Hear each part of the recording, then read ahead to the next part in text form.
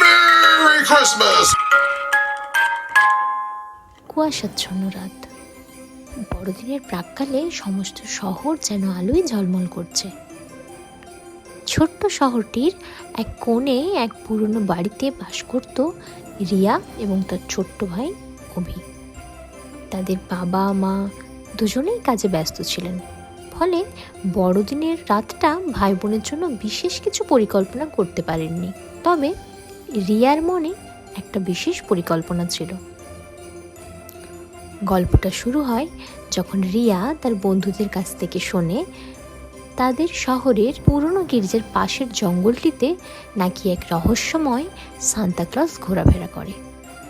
কেউ বলে সে গিফট দেয়, আবার কেউ বলে সে এমন কিছু জানে যা আর কেউ জানে না। এই গল্পগুলো রিয়ার কৌতূহলকে আরও বাড়িয়ে তোলে।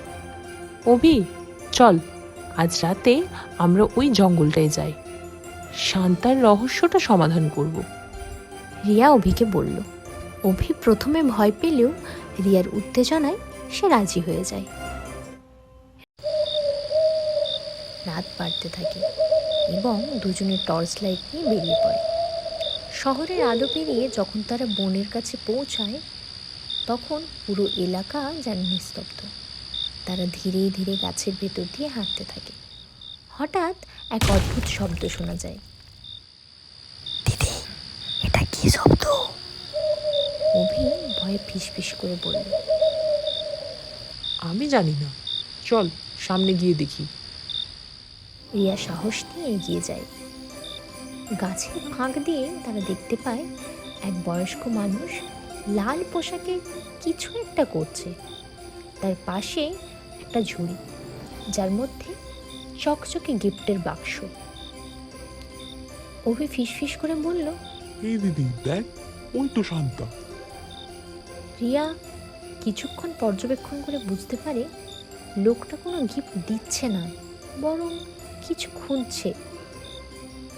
রিয়া আর অভি ধীরে ধীরে তার কাছে যায়। হঠাৎই লোকটা ঘুরে দাঁড়াতেই রিয়া ও অভিকে দেখতে পায়।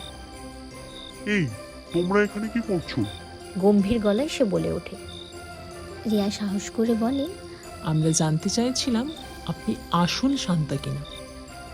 সবাই বলে আপনি নাকি সবাইকে সুন্দর সুন্দর গিফট দেন। লোকটা হাসে। হ্যাঁ, তোমরা ঠিকই শুনেছ। তবে আজ আমি এমন কিছু খুঁজছি যা বড়দিনকে আরো বিশেষ করে তুলবে। তোমরা কি আমায় সাহায্য করবে? রিয়া আর অভি একসঙ্গে বলে ওঠে, হ্যাঁ অবশ্যই করব।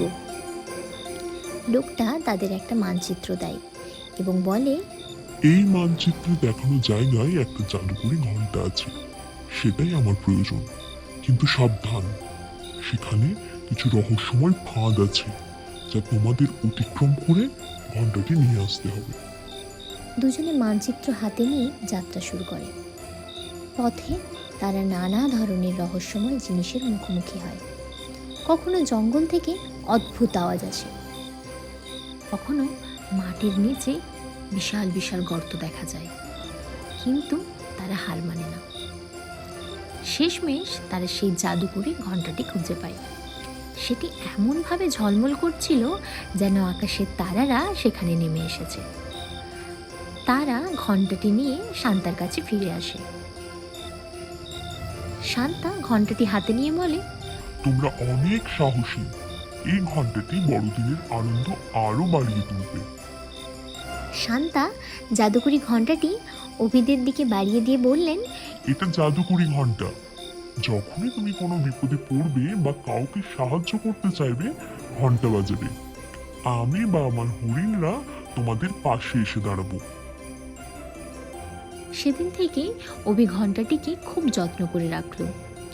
কয়েকদিন পর তার এক বন্ধু অয়ন খুব মন খারাপ নিয়ে স্কুলে এলো। তার প্রিয় খেলনার ট্রেনটা ভেঙে গিয়েছিল। অভি ঘণ্টা বাজালো, আর সেই মুহূর্তে শান্তার এক ছোট্ট পরী এসে হাজির হলো। পরী তার ঝোলার ভেতর থেকে নতুন একটা খেলনা ট্রেন বের করে দিল অয়নকে। অয়নের মুখে হাসি ফুটে উঠল। এরপর অভি আর রিয়া ঘন্টা বাজিয়ে বহু মানুষের সাহায্য করলো। তার পাড়ায় একজন বৃদ্ধার ওষুধ কেনার টাকা ছিল না। এটা শুনে সে আবার একদিন ঘন্টা বাজালো, আর পরি এসে সেই বৃদ্ধাকে সাহায্য করলো। অভি বুঝলো এই ঘন্টা শুধু শান্তার জাদু নয়, এটা দয়ার শক্তি। অন্যদের পাশে দাঁড়ানোই ক্রিসমাসের আসল মানে। শেষ পর্যন্ত অভি ও রিয়া তার বন্ধুদের নিয়ে ঠিক করলো তারা সবাই মিলে শান্তার মতো সাহায্য করবে। তারা পুরনো জামা আর খেলনা গরিব শিশুদের দিয়ে দিল, আর শান্তার মতোই সবাই তাদের ভালোবাসতে শুরু করলো।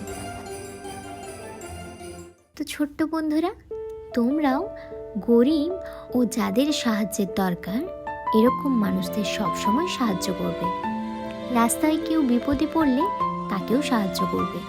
দেখবে সেটাই হবে কারোর জন্য শান্তার দেওয়া ক্রিসমাসের গিফট। আমাদের চ্যানেলের গল্পগুলি তোমাদের ভালো লেগে থাকলে চ্যানেলটি অবশ্যই সাবস্ক্রাইব করে পাশে থেকো আরও মজার মজার গল্প পাওয়ার জন্য। সকলকে মেরি ক্রিসমাস।